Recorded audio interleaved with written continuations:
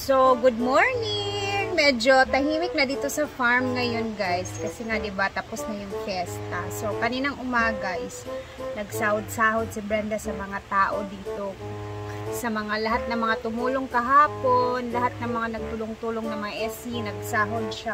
Ako naman is hindi na ako nagpasahod sa kanya kasi nga syempre at the same time nakapag-vlog ako, and then medyo mahaba-haba yung video ko, and ayoko nang magpasahod sa kanya kasi ganun din naman, parang ano lang para sa akin kasi parang siyang give and take ba. Kumbaga malaking tulong na sa akin yung nakapag-upload ako kung ano yung ganap dito sa farm kahapon, and then syempre kikita din naman ako sa mga uploads ko, and then kahit pa paano ayoko na talaga kasi magpasahod sa totoo lang guys, kasi kumikita naman na talaga ako sa mga vlog ko na mga ginagawa. So yung ibang SC binigyan niya, halos lahat talaga yung binigyan niya, pero kanina sabi ko sa kanya huwag mo na akong bigyan ma'am kasi sobrang dami ba naman ang tinulong mo sa akin, kumbaga haba-haba na ng panahon, and then ayoko nang magpasahod na muna kasi nga kumikita naman ako sa vlog. So parang pasalamat ko na lang din yun sa kanya, kumbaga tulong at the same time parang give and take lang kasi ang dami din naman kasi sinasahuran si madam, hindi lang naman kami dito, yung mga tao pa sa farm, yung pang mga nagtulong-tulong sa kabilang bahay kinaan si Sita, ayan sinahuran pa niya. So ako is masaya na talaga ako na nakakapag-vlog ako ng libre din dito sa farm dahil din sa kanya. So sobrang pasalamat ko na sa kanya, tsaka siguro matatanggap ko yun if ever hindi pa ako sumasahod, pero may sahod naman na ako, sumasahod naman na ako, so yun lang. At saka ayoko yung parang sobra-sobrang yung binibigay niya, sakto lang ba, yung saktong tama lang, parang ganun. So ngayon is mag-swimming kami guys, and then mag-relax yung gagawin namin ngayon kasi nga banding-bandingan na lang yung gagawin namin ngayong araw, and then pa-relax kasi sobrang busy nga kami kahapon sa fiesta, and then sobrang happy din niya kasi ayun natapos na din yung fiesta. So doon naman tayo sa New Year at saka Pasko naman, so eto naman yung next na aabangan, and then after pa niyan sa February ikakasal sa Auntie Sita. So marami pa rin iniisip si madam. So ayun, tara at mag-prepare na tayo. Sabi ni madam mag-swimsuit daw kami. So, dito lang naman kami sa ilog magbabandingan at saka saging ginamos. Mga ano lang naman to.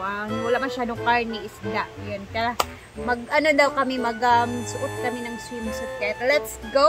Hayaan niyo muna ako mag-swimsuit ngayon guys. Saglitan lang to. Tara. After 6 years, nakapag-swimsuit na tayo ulit. Diba ma'am? It's been a while. So, kasi kahapon kasi nakagat ako ng lapinig or bubuyog. Kaya naging buyog din ako. So, chill tayo ngayong araw kasi papahinga. Sa sobrang busy kahapon, so chill kami ngayon dito. Maliligo sa ilog, sakay-sakay ang tawag after fiesta. Sakay-sakay, kaya nagsubasog ka. Sakay-sakay ang tawag.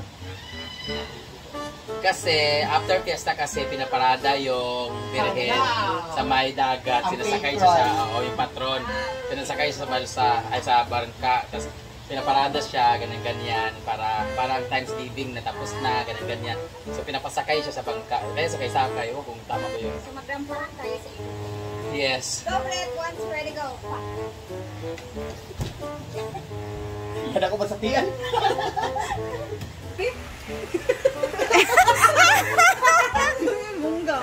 Chada. Wag na lang i-video yung sa likod na part ha, kasi makita yung mga namin dried samput. Makikita nyo dyan ang mga dryer. Super dry o super dark. Super dark area. So, mga adlaw kanyang tanan, ngayong araw ay sakay-sakay na. So, it's after fiesta na celebration. So, kadalasan talaga mga ganyan is naliligo sa mga dagat, ilog, o kung saan-saan man nagsi-celebrate sila after fiesta. Tapos yung mga tira-tira mga pagkain, mga lechon, ginagawang paksiw, tapos mga spaghetti lahat. Ayun, dun sila sa mga dagat, tapos sinasakay yung patron sa bangka, tapos pinaparada sa dagat. Pero kami, dito lang kami sa ilog kasi wala na kaming budget ng entrance sa dagat at pang-inom. Dito lang kami kasi may tindahan namin, so utang na lang. Tapos yung ulam namin dahil wala kami tira-tira kahapon, hindi rin kami natira kahapon. So ito na lang, sugba-sugba, kinilaw with pipino. Ayan. Dito lang kami sa ilog habang nagpe-prepare yung batik. Saging lang yung pagkain namin ngayon. Hoy, unsa pa niyo ito ninyo? Saging lang. Pateng!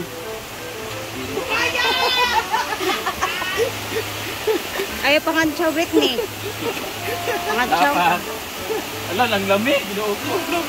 Ang lami, bugnaw kayo. Diba guys? Wala nagsimusik guys.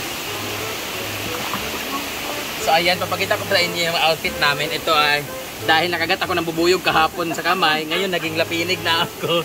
Ayun pang ating mga swimsuit ngayon.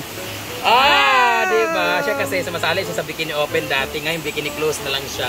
Huwag lang ipakita yung likod. 4 kasi yung anak niya guys. Ito po yung trip lang niyang magbakla. Yung alam mo yung habal-habal driver na gusto lang magbakla. Mapinitin lang for the money. Ayan si Simple Amore naman. Very simple. Halika dito. Diyan po namin, makikita niyo po kung saan po inihaw yung kung saan gisugba ang isda. Diyan inihaw ang isda sa kanyang hit. Grabe na yung confidence. Hala! Merong Simple Amore, merong over sa Amore. Grabe pagka-over. Hindi po ano na din eh. Ito na sugba oh. Hindi mo alam na kay Amanda kung sino yung mga kalaro na dati. Mga pusa yata. Ang daming nalmot sa leg.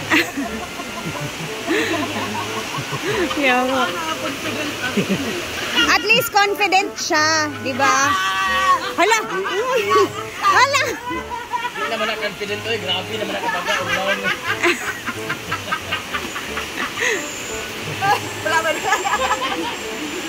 Oh, diba? Nasa taas pa yung iba. So, talagang let's go. Yung alam yung pabayang, alam yung pabayang ama na kailangan ng pagkain ng 5 bata. Alam mo yung ano, yung na-broken heart sa babae sa bakla na lang. Akala naman doon sa kinatawanan. Ito naman ang mga pagkain. Kulang pa to. Meron pang ginagawa sa taas. So wala tayong gagawin ngayon kundi mag-chill-chill nga dito sa ilog kasi sakay-sakay na and ayan, pero para mapahinga din ang ating katawan.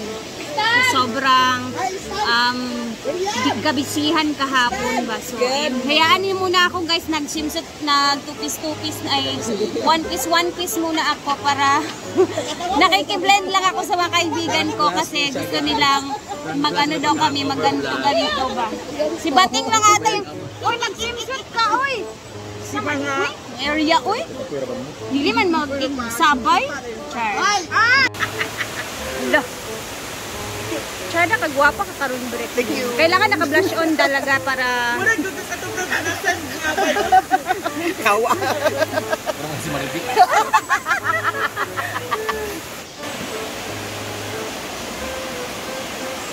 William May! William May! Pagdalang stand! 2!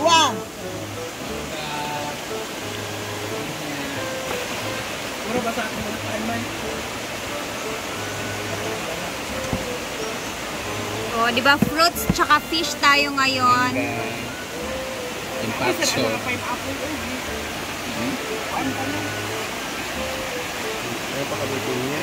Sabi na day! Kasi sa tulog lagi kapoy! Dugi kikiwa ka! Balay na lang kita tulog sa una. Ha? High school ba na siya? 4th year? O, sa inyong balay siya sa tulog? Paano ko siya kanong loyak? Yapon na kumibon. So, swimming ang mga staff. Oh, di ba? Panahon na ngayon para kami muna mag-relax muna. And price namin sa sobrang kabisihan kahapon. Bakang!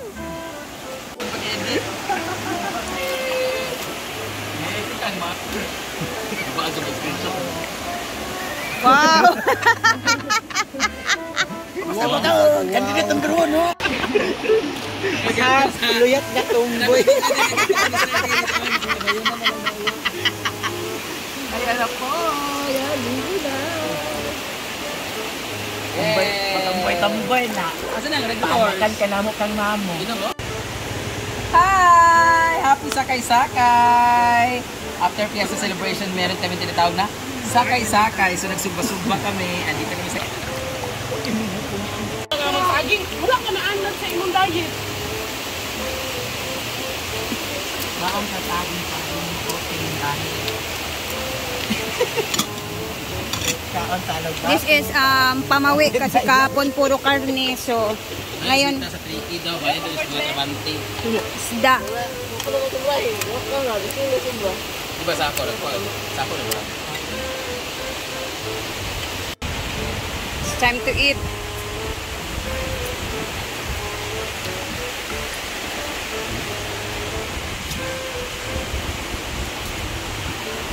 Bating. Bawal lagi karne. Ba't bawal? Hindi mo tansira ng babae. Naman lagi si kagawad bukay. Sabi dyan. Natanaw. Yung ganda ni Jayford. Bakit ang babae? Ba? Magay na nahumanan si Hagwal. Sinsa? Hagwal. Ay! Hagwal. Hindi, umepekto talaga yung mga pinag-iinom niya sa katawan niya na pampaano ba tawag na ito, guys? Para magmukhang babae talaga. Ano na nagulula mo din yung Sige mo dahil. Anak ito yan. Pag-anak yung pagkakatan kung anong pagkakatan o ang robot yung ako na nakatutok sa video. Ano eh? Nos mo dito sa video. Dili siya ang loob niya sa daan.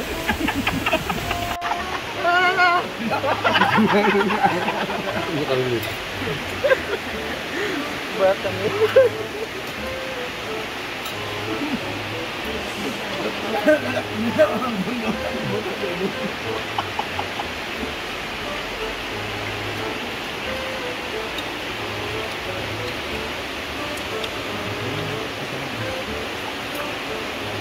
Diet.